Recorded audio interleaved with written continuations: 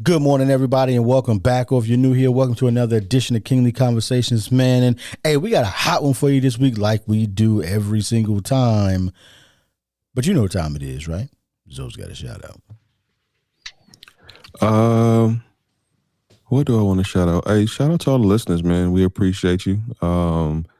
Shout out to Bert. Shout out to Bishop. Shout out to the whole family, squads, and all that's been following along and actually participating and listening. We appreciate you all across the world. Hey, shout out to the millions and millions of the Kingly Conversations fans. Anyway, this week we're gonna be talking about respectability politics. So strap in. Let the Kings talk about it.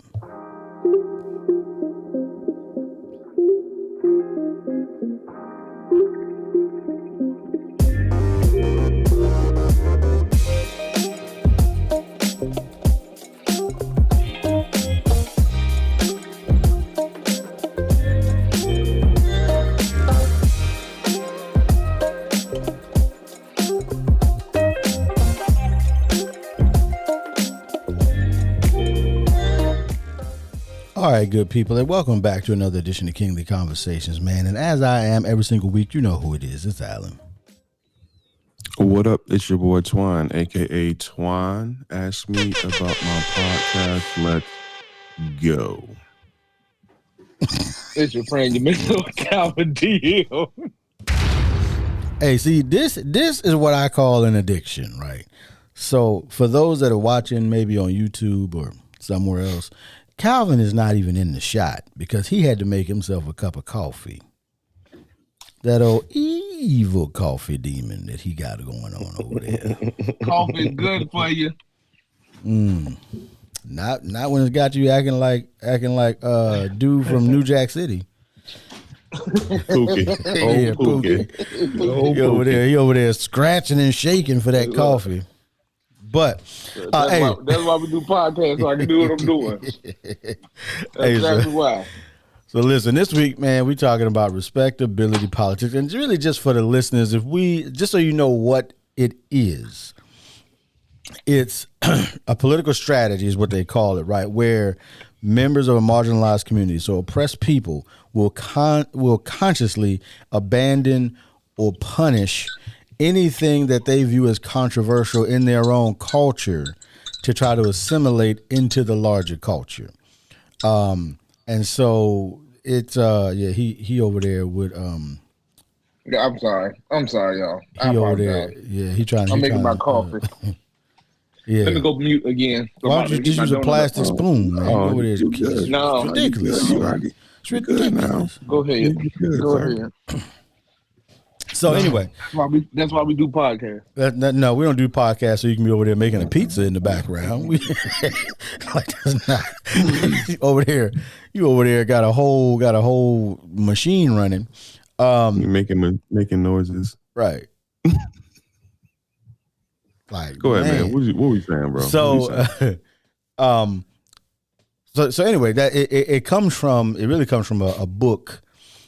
Where the term was actually called The Politics of Respectability, but it turned into respectability politics. But that's essentially what it is. It's you shunning or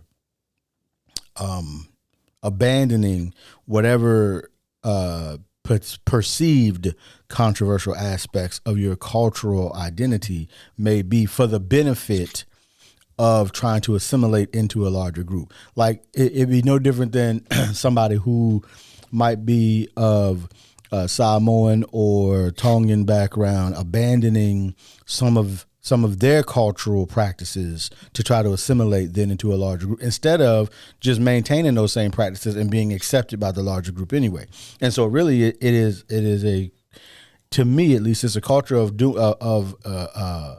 shunning who you are to try to be accepted by some other group of people, right? And people are going to feel how they feel about it. I think previous generations were more willing to do it than current generations are willing to do it. For an example, people like, because I still remember when I started growing my hair out, there were people that were like, well, you might not get a job because of your hair. And I was like, well, forget them people. If you're not going to give me a job because of what my hair looks like, then I probably don't want to work there anyway, and I probably don't want to work with you. Because if my hair indicates anything, the only thing it would indicate at all is that I wanted my hair to look like this, or potentially I may have done it for religious reasons and I may have done it for cultural reasons, but it has nothing to do with my intelligence. It has nothing to do with my abilities. It only has something to do with this is what I wanted my hair to look like for whatever reasons I chose. But if my hair was like this, but I was not an African American, would you have the same problem with it? And so some people will cut their hair so that they better fit in with what they think society wants them to do, and that is respectability politics. And this dude got a donut. Oh my goodness, this guy, man. My sugar low. Man, shut up. My sugar low, man. Get out of here with that nonsense. What? Man. My sugar low. Over there with big back tendencies right now. I know. Bro. If he wasn't in the gym so often, he would be big back. Eating donuts in the background quietly. Like, we can't see you. Right. Like, we can't see you. Oh, man. Now he can't even talk because he got so much donut in his face. Back to the topic, man. I'm listening. Excuse me. Oh, man. Over there eating like he Fat Albert or something. Back to the topic, man, because I was listening. Uh-huh. I don't know how. All that loud showing. Right. I was not. Y'all couldn't hear me chew. Over there crunching on donuts. Go ahead. But so that's respectability politics in and of itself. Now, what was the questions that you had? Because you had put a bunch of stuff up here on it. I don't know where any of your like your couch. Well, since you play right, so all of that can be erased because, like, you explained a lot of it. You explained a lot of what respectability politics are because I had a different understanding of it. That's why. I see. But that is what it is by definition. What was your understanding of what it was prior to the facts being? But I thought because I thought it was simply being respectable amongst your political views, and and that's why I asked you to explain it because obviously I was on the wrong page. Yeah, no, it is not. You could say it's being respectful of your political views to the detriment of your own culture, whatever that culture happens to be. I mean, because we are because it's a society. Of course, we look black, so we're going to be in black culture by default, even if say Zoe happened to be Samoan. I mean. He would, because in America, if you look black, you're black. Oh, okay. I see what you're saying. Yeah, and doesn't matter what culture you might actually come from. If you look black, you're black. Right, because I work with a guy from Ghana right now, and he does not consider himself black. Well, that's because he's first generation. His kids will. Yeah, and that's the strange part because, like you said, if you don't look it, or to us in America, if you are dark skinned, then you're black. Not taking into consideration where you're from, your ethnicity, or anything else. Well, because there's a difference between black people and black Americans. So to people in America, you will be black. That doesn't necessarily mean that you are a black American, because black American is really a specific subset of black culture, and it's a specific subset of black culture because we weren't allowed to keep whatever cultures that we came from. So if you came from whatever tribe, you couldn't keep it. So like, how people that might come here from Guatemala, they can still keep their Guatemalan culture and Guatemalan community. And of course they keep their language. We weren't allowed any of that. So all the cultures and things that have been developed were developed because we couldn't keep them. Because we developed everything coalesced into one larger black culture instead of it being like Now, even within that, we still got like Gullah Geechee culture that's in South Carolina and some of the other low-lying areas on the southeast coast, and so there are subsets even of black culture, but if you're not in them, most people don't know what those are. But if you're Ghanaian, give me an example of a subset of like our black culture in America. Well, Gullah Geechee culture, the Gullah Geechee people are still black people, but they have a unique culture, language, customs, and courtesies. Even though they're to the outside world, they're still a part of Black American culture. But almost all of us, because so many families came from South Carolina, almost all of us know somebody who would be in Geechee culture.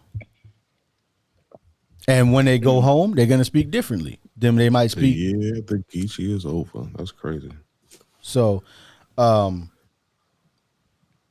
that would be, that's one that I know of well. Now, then there are others. I mean, if we look at where we live, there's an entire culture built around the folks that were that lived in the Great Dismal Swamp, because there were native populations and escaped Africans who lived in the Dismal Swamp for generations to escape persecution from those who would want to persecute them. And so they developed their own culture. Now today they've probably assimilated themselves just right into, the overall culture of Hampton Roads. But they were at the time a specific subset of that essentially combined African practices and native practices and created their own culture out of those two practices. Because that's all culture is a set of cultural norms that are practiced by a group of people. That's all. Over periods of time, right? So that really is all it is. Okay. But that culture requires proximity.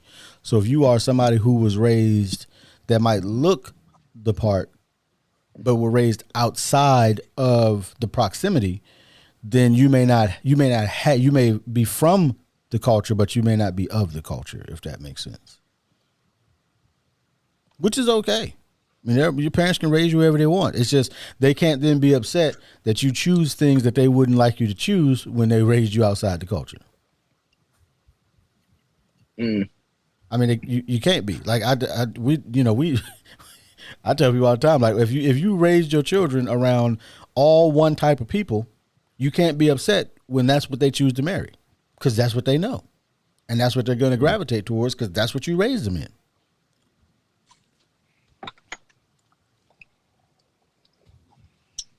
I'm being educated today. Well, I'm all about education is elevation.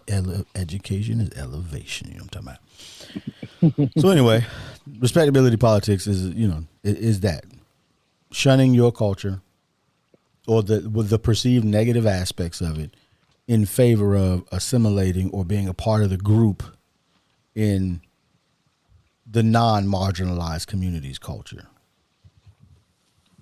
Because for the most part, marginalized communities don't have a problem celebrating one another's culture. It's the people that aren't in those marginalized groups that have a problem celebrating your culture.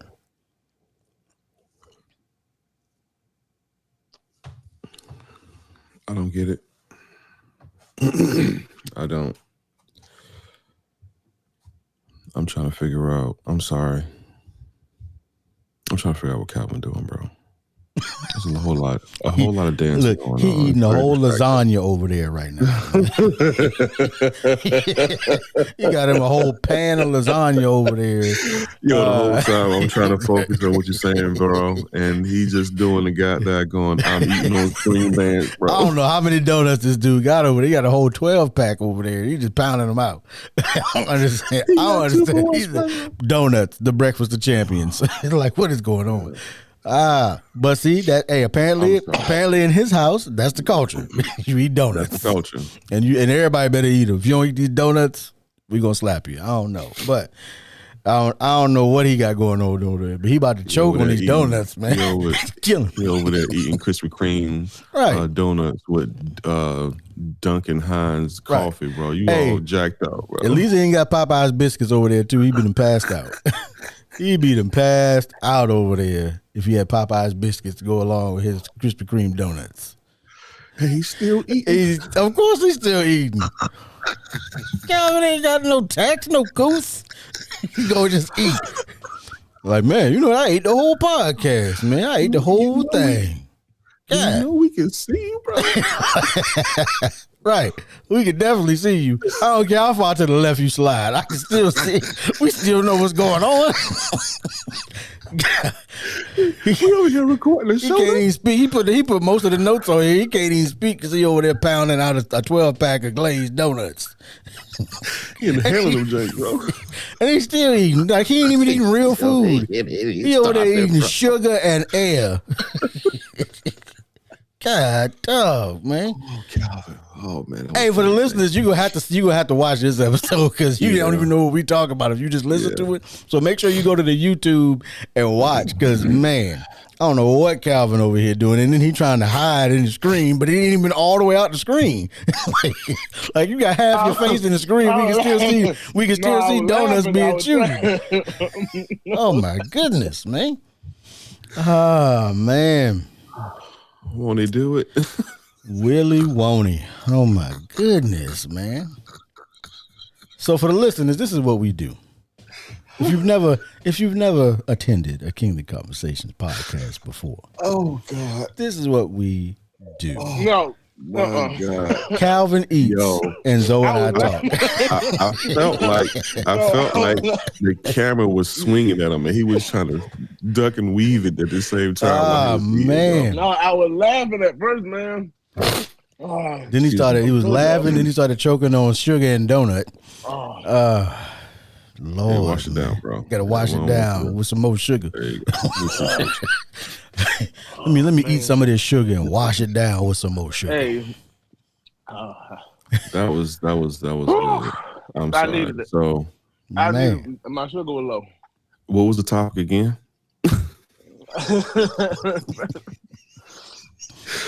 Calvin? What was the topic, Calvin? No, it was Alan. It's Alan's topic, and he was talking about it. I was listening because I had the wrong perception. That I understood once he explained it. I was like, okay, so all my little stuff is completely wrong.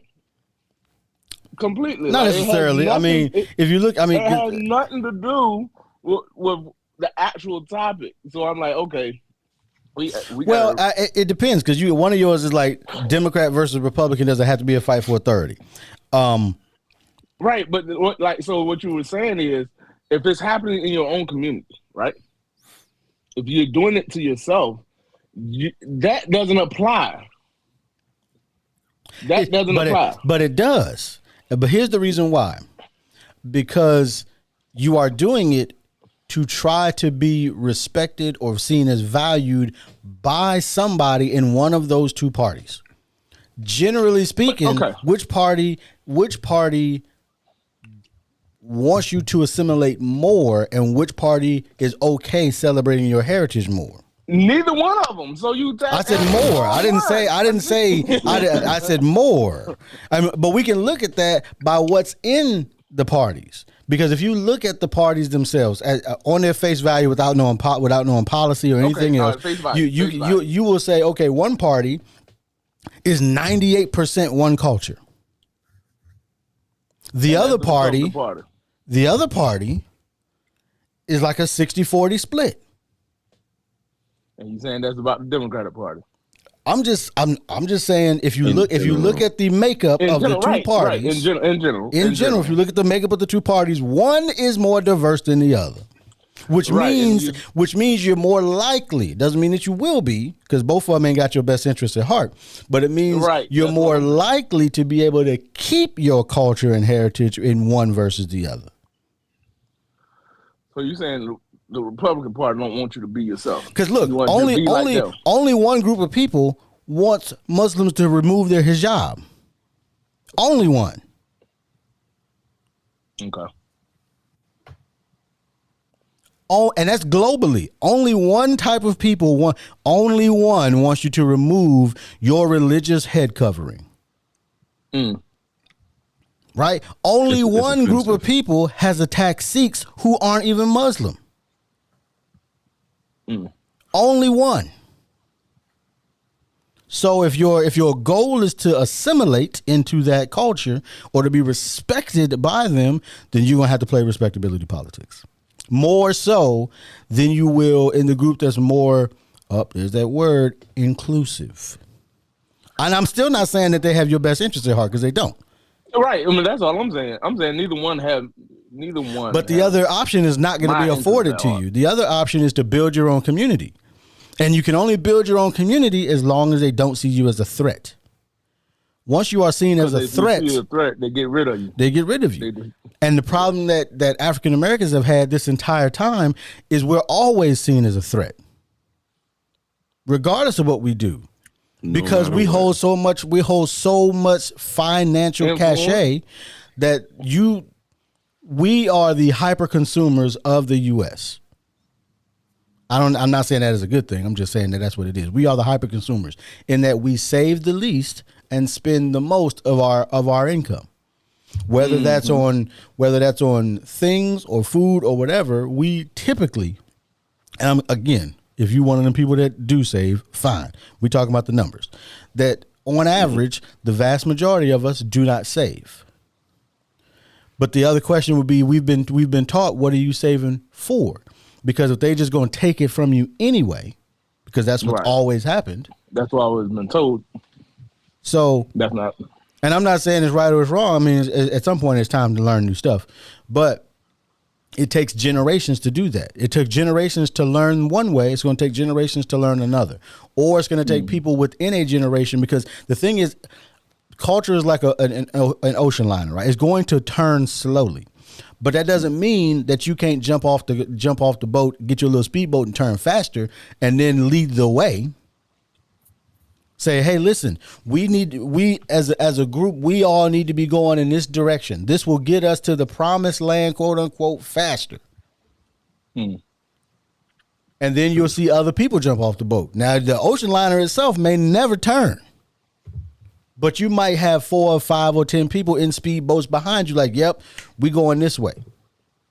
And then over time, that builds a larger and larger boat of people moving in that direction. And then when other people see that boat, they're like, oh, wait, there's another ship over there in the distance. They seem to be going a different way. Maybe we should go that way. And more people start, especially if it's working, more and more people start to go in that direction. But but people aren't going to do anything if they don't see you producing. Right. Anyway, what are we talking about? Respectability politics. So all I'm saying is, hey man, screw them respectability politics, man. Punch them people in the face. Okay. Now, hey, listen. Again, as one of our very astute, very intelligent folks on our own podcast has said, do what you can afford. Do what you can afford. Don't listen to us. Yeah. Because we might be in a different place of affordability, but do what you can afford. So if you can't afford to not play respectability politics, hey, bro, you got to put food on your table. Somehow. I don't have to play respectability politics. But that's because of my chosen field. Yeah, well, good talk today. I got nothing on this one. I got nothing. We know you don't play respectability politics anyway. Because we know itself. Because my thing is, and especially when it comes to politics, I know nobody has my interest in mind. I already know that. That's not even a question for me. So. And if you say you're going to do or vote for whatever's best for you, that's the most selfish thing you can do. And I think this country already has its own agenda. They just going to give you which one they want to do first. So, let me tell it. Hey, the country's going in that direction. The only question is the speed. Right. And those choices dictate the speed. The way the last month has been, ooh, buddy, y'all in for a rude awakening. Yes. The nation. And this is the crazy part. My thing is, you here too. Everybody's here together. So whether you voted for this cat or not, guess what? You're gonna suffer the consequences of his actions. Speak for yourself. I got a passport. As a unit. I got a passport. I ain't gotta do nothing. Together. About to give me a visa. Bro. Hey, that's the way I look at this. I look at it as a nation. Whether you agree or disagree, you're in the nation. So you're gonna suffer the same fate. You will suffer the same fate. And whatever fate, something gonna come out now at the same time. Some people gonna be all right. I really believe it's gonna be a clear cut of who gonna be all right and who not. So let Calvin tell it.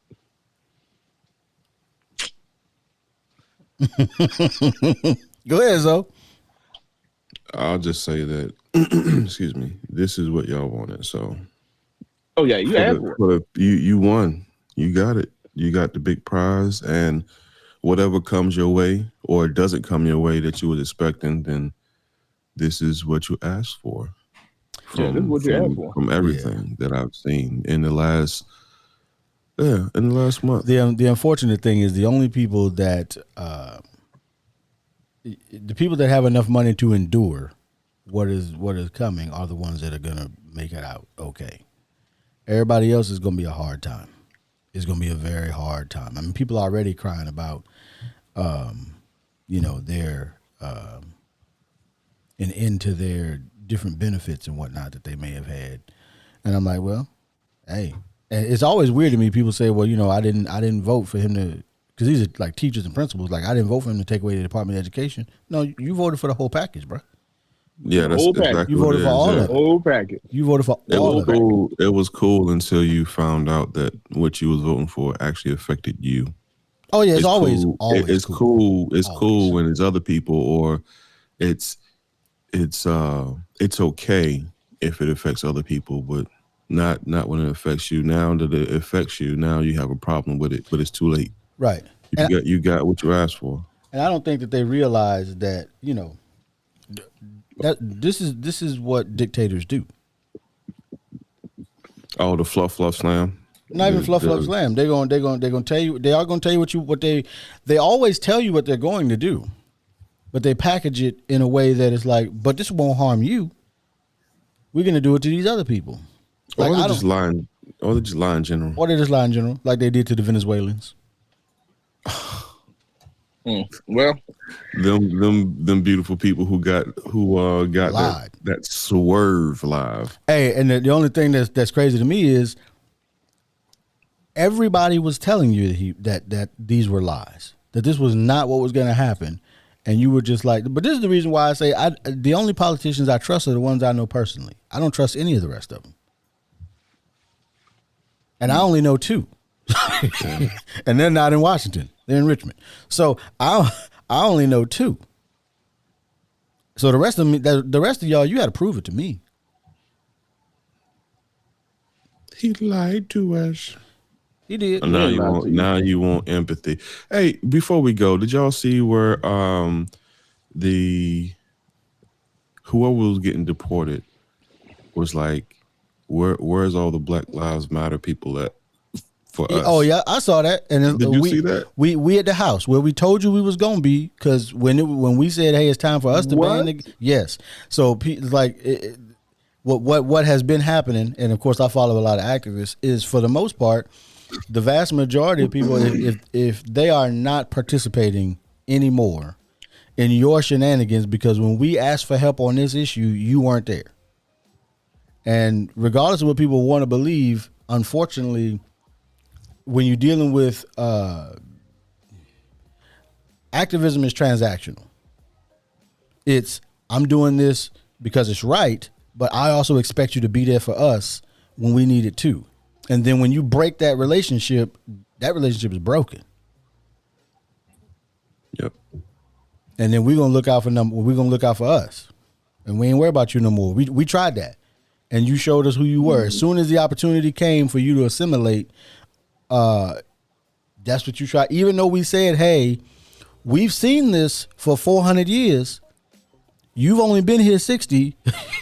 We know this story.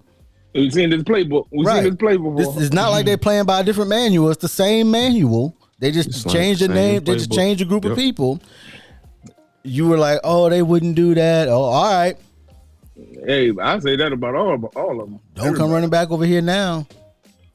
The playbook ain't changed. The problem is it will make it harder for everybody else.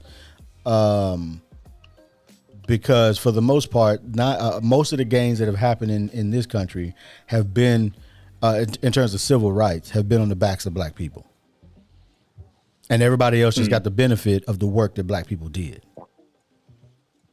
I mean, the 14th Amendment, the birthright citizenship is there because of black people.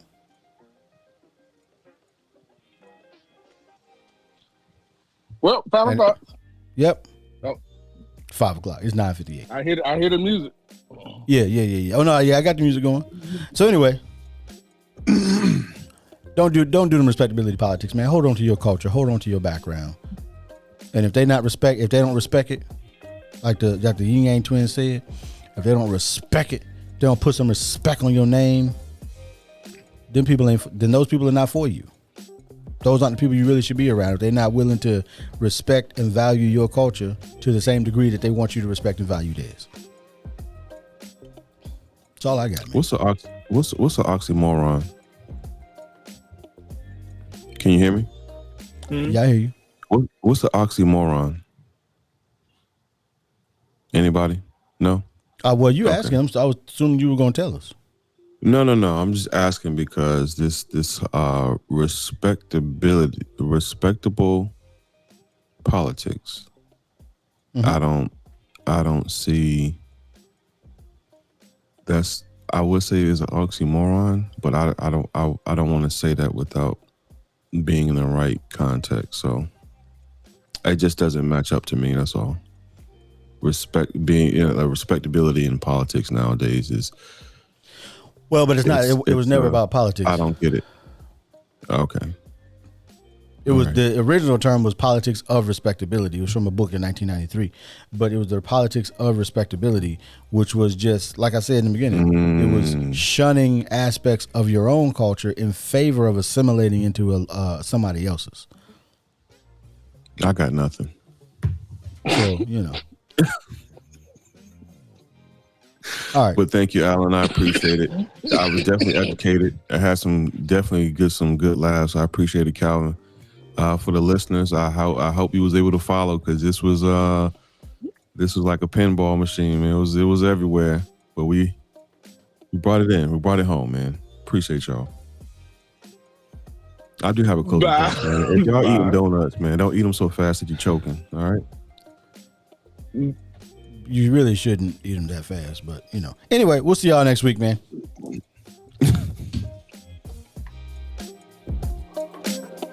Yeah.